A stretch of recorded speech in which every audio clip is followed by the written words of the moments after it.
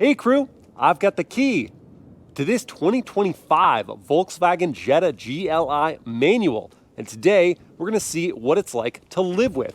Starting with the spacing in my driveway, which is 16 feet wide by 19.5 feet long. I've got the Jetta parked maybe 6 to 8 inches from the edge, sitting next to a giant Infiniti QX80. This is the new one that my wife is reviewing. If you want to check out her content, it's at Mobile Mama on TikTok, Instagram, and YouTube. She's got that one parked very close to the edge.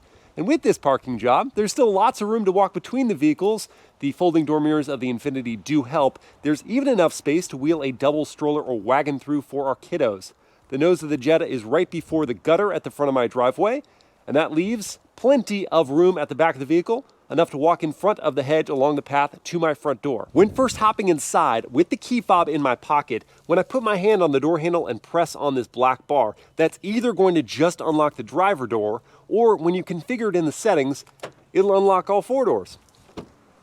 I'm gonna wait to show you the door opening space until we are in a parking lot and I'm parked next to someone. For now, let me just slide into this cabin, which is very easy to do because the car isn't too low. Close up that door. Hello, cabin crew. Thanks for joining for this day in the life in the 25 Volkswagen Jetta GLI Manual. In this video, I want to focus on the manual transmission and see if the engagement you gain from driving this car with this transmission is worth the extra effort when daily driving it. So let me fire it up.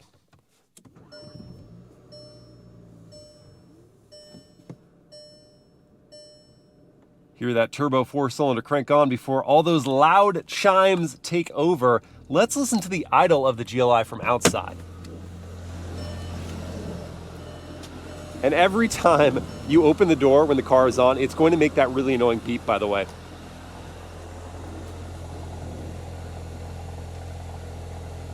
It's got a throaty rumble to it, but it's not super loud. This is not going to upset anyone if you start the car and have it idling early in the morning before you head out on your commute.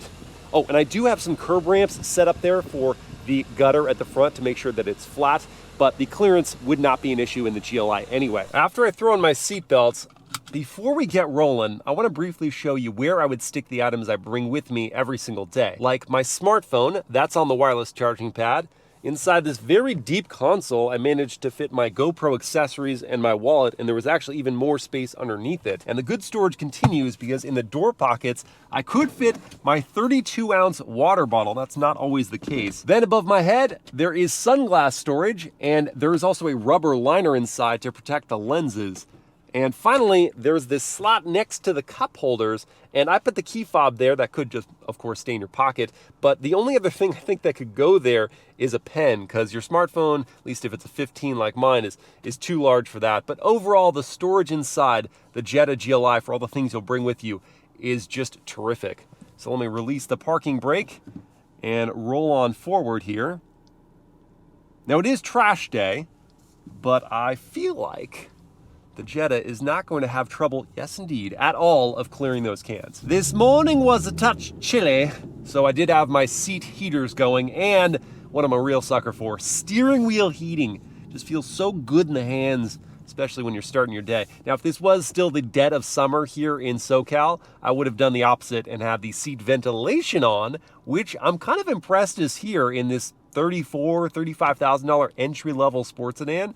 It's a real nice touch. As is the leather wrapping of these seats. Yet another luxury car detail found here in this mainstream vehicle. And the driver's seat is multi-way power adjusting with lumbar and 3 positions of memory. So in theory, if it was myself, Mobile Mama, and if we had an older kiddo, we could all each have our own different driver's seat settings. But the passenger seat, that one's manual adjusting. And in terms of driving posture, I've got this seat pretty far down there. I wouldn't mind another ½ inch of lowering, but I still have lots of headroom above, and the steering wheel, which is manual adjusting, has good tilt and telescope to it, so I can find a place for my hands to rest perfectly. I am gonna go get coffee this morning, as I typically do, but on my way there, I want to talk about the basics of daily driving, things like the turn signal sound, which is a louder knocking noise, but not an irritating one. I could leave this on at a light for a while and not be frustrated by it. Now for a full test of the turning radius. Wheel is fully cranked. And I think think it's pretty good. For a front drive sedan, there are only a few instances where you'd have to multi-point turn something, maybe a tight residential street. For everything else, you'll be good. Now to talk about the gearbox. This is a big one. This is a very easy to drive transmission for a couple important reasons. For one, the clutch is super forgiving. The engagement and release point are easy to feel out. The release is a little later, but there have been maybe 1 or 2 instances where it actually was too early pulling off the clutch pedal and there was a slight lurching forward. But that's so rare, and it pretty much was solved within the first time I was driving this car. It's just that simple to feel it out. And then for the gearbox itself, the throws are a little long, and the gates aren't ultra well defined, nor is there a lot of feel to the linkage. But the saving grace for this transmission, making it so easy to drive, is the fact that there is a very defined notch into each cog. And so there's no mystery as to whether you're in gear or not. And if you're uncertain whether you're in the right gear, that is displayed there on the digital tachometer. And so there was one time when I shifted from 2nd to 5th, and I wasn't really on throttle, so I didn't feel the lack of boost generating, but I did see that I was in 5th gear, not in 3rd, as I intended, right there on the tachometer. And the feel of the gear selector, it looks pretty funky. It's just this trapezoidal thing, but it's actually pretty ergonomic. Whether you drive like this, there's a nice flat surface on top, or whether you grip into the back where there's leather and there's actually a notch for your fingers to cradle into. Either way, it feels good in the hands. Perhaps not as traditional as like a cue ball or the cylinder like you get in the Civic Si, but this is still a pretty well thought out gear selector. Another thing that makes the GLI so enjoyable to ride around town in is the ride compliance from these standard adaptive dampers. They do a great job absorbing the road blemishes, and they are adjustable as well. I can go into the different drive modes here. There's normal that I'm in right now. You've got comfort, eco, sport, and a custom mode. The custom's great because you can set the dampers to be in their softest, while the throttle response could be more perky. But yeah, they just take in whatever the road throws at you.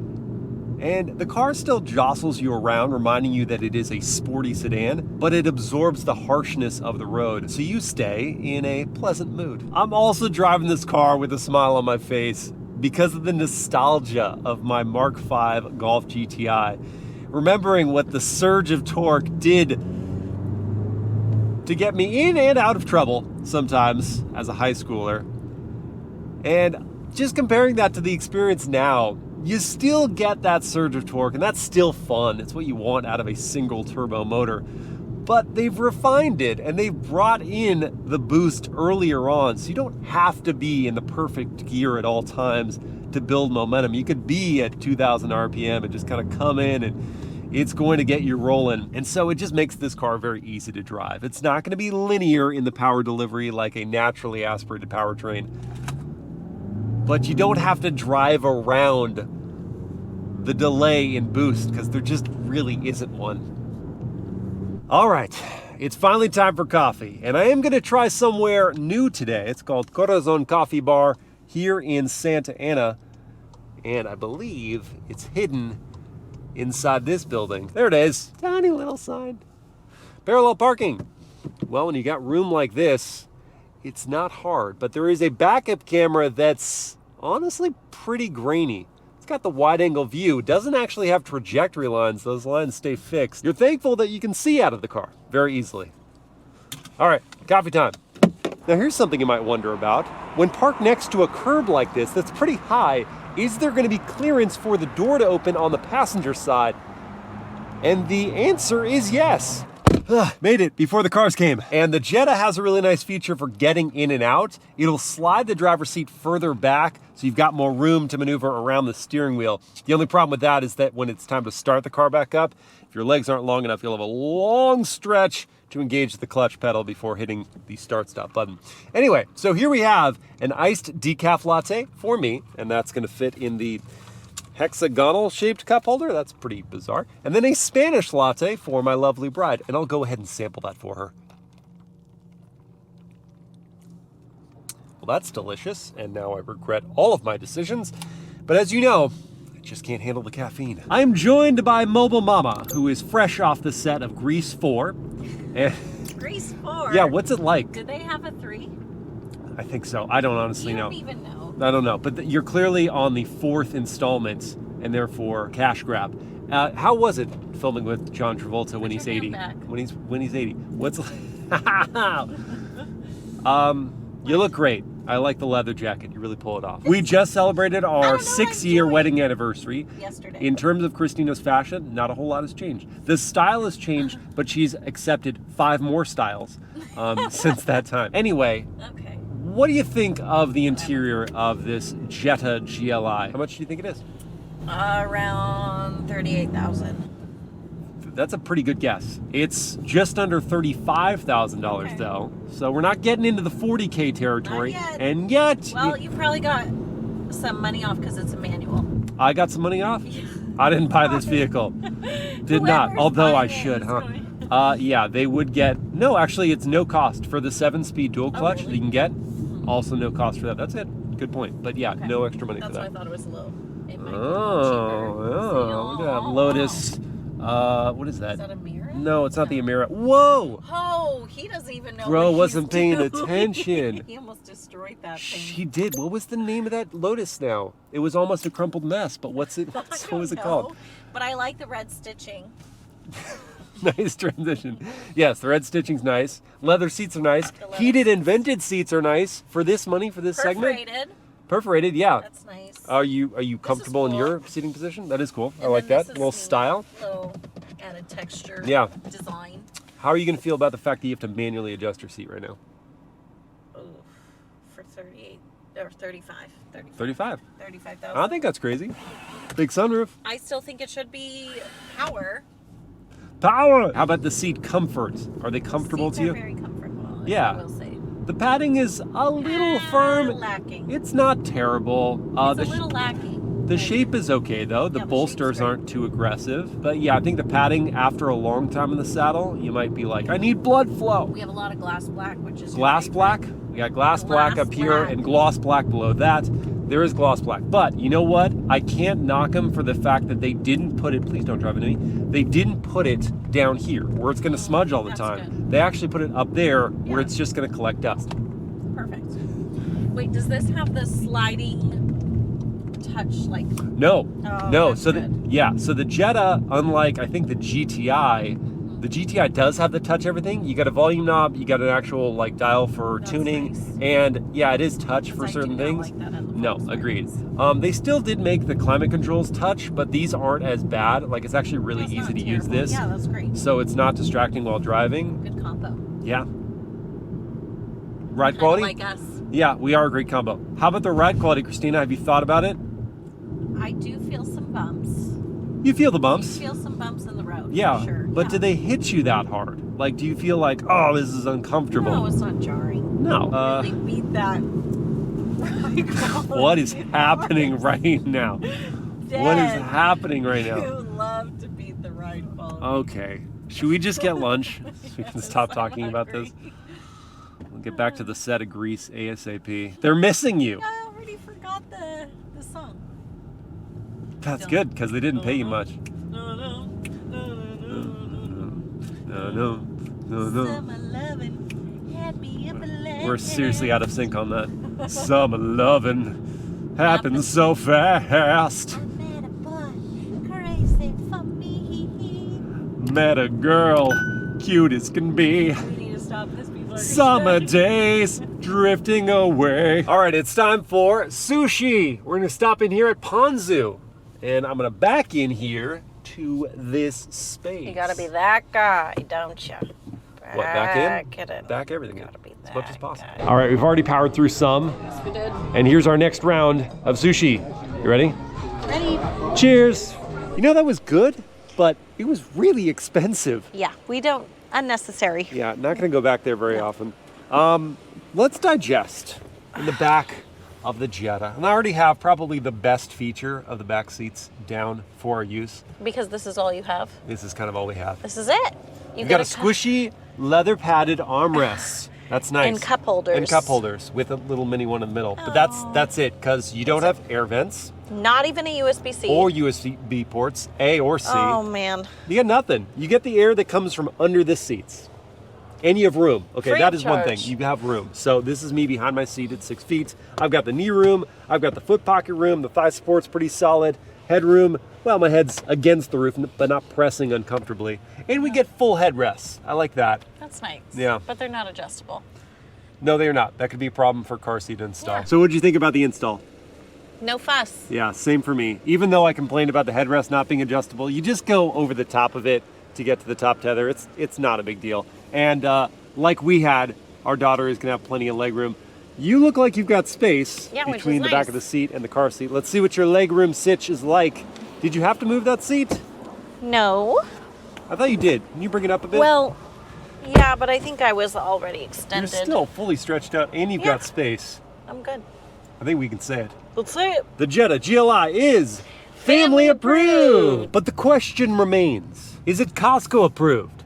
Let's find out. And you know, I did promise to give you that door opening demo. So now I'm in the parking spot in the Costco lot. I've got room on either side of me.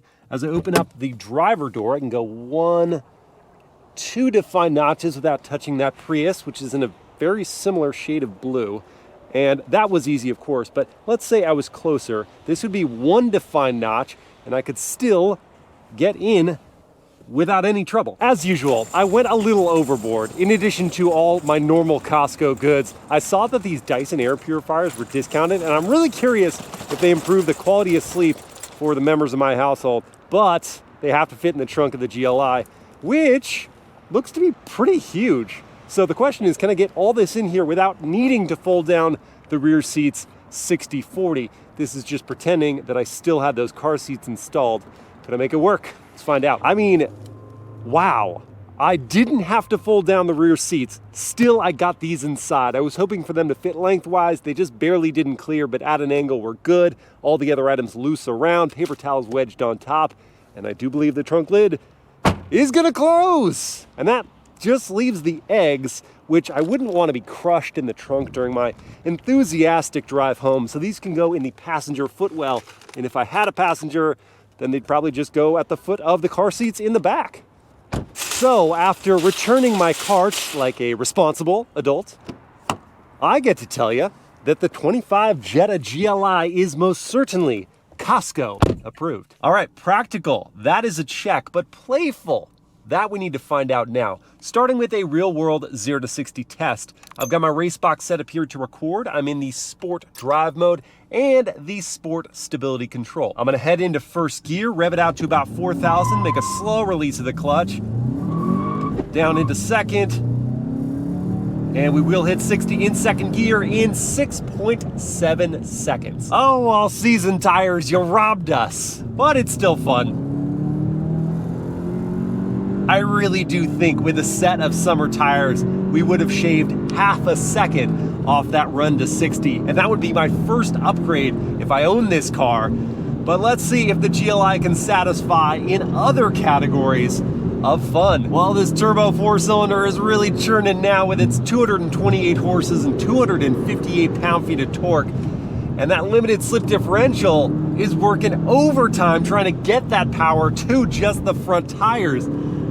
Really feel the struggle. And I know these tires are not doing this car any favors, but there's also a little bit of torque steer that I'm experiencing in certain places on throttle coming out of corners.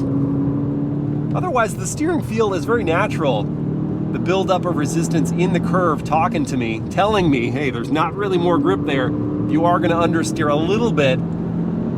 The platform is very stable, I like that. The brakes have good bite to them, as I show by approaching this curve at speed.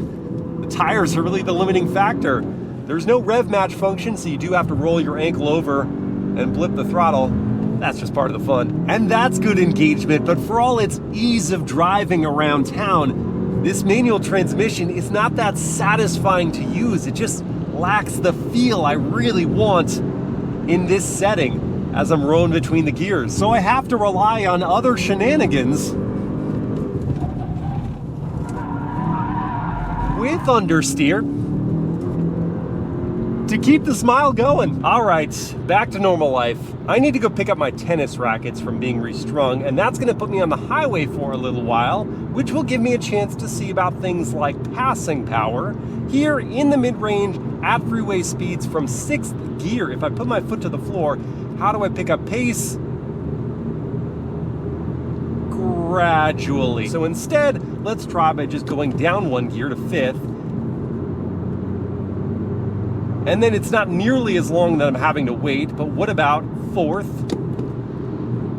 at 3,000 RPM? There's a more defined surge.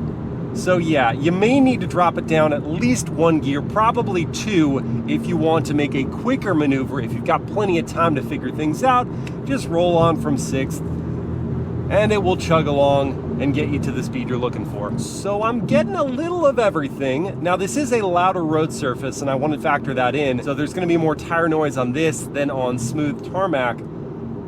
But I can also hear the passing traffic around me. I'm getting wind noise. So as far as cabin volume, though the GLI does have some luxury car features, it's not going to give you the luxury car insulation effect.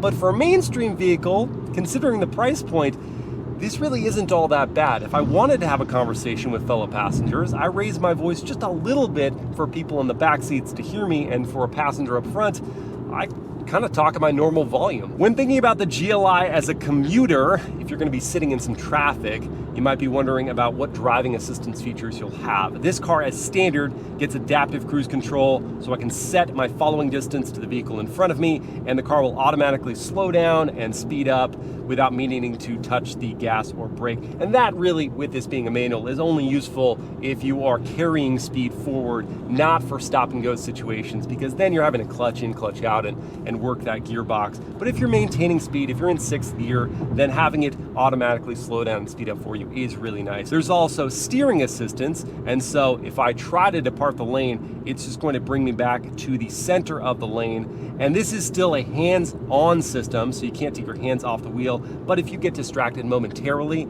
then it's going to bring you back and you won't have to worry about anything. These features will reduce your driving fatigue for commutes, but if you're really going to be facing a lot of stop and go traffic for an hour plus every single day, even though the clutch pedal isn't all that heavy and so it's not going to wear your leg down engaging and disengaging that, it is still going to be work. It's going to become a chore, and in that case you may want the no-cost 7-speed dual clutch automatic version of the car. As far as visibility, I already touched on this a little bit, but it's really easy to see out of this vehicle. No major blind spots to speak of at all, and you've got standard blind spot monitoring. And for all your drives, especially those commutes, you are going to use the wireless Apple CarPlay system and the Beats audio system that's standard in this car. So let me get that queued up. The touchscreen functionality working well here, in addition to those physical controls that I talked about with Mobile Mama.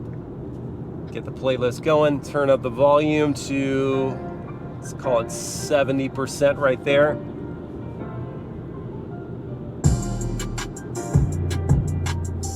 Let's go to 75.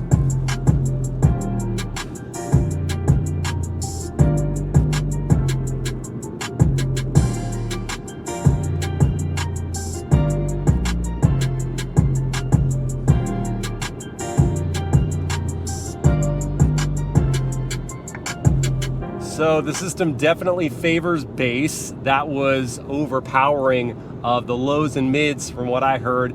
I think that a little more punch from the system would be nice. We were looking at maybe 75% when I had it cranked up a bit. You could go more, but it's just gonna get into distortion. I would put this Beats audio system on the level of like a JBL sound system. It's okay. It is gonna block out some of that outside noise.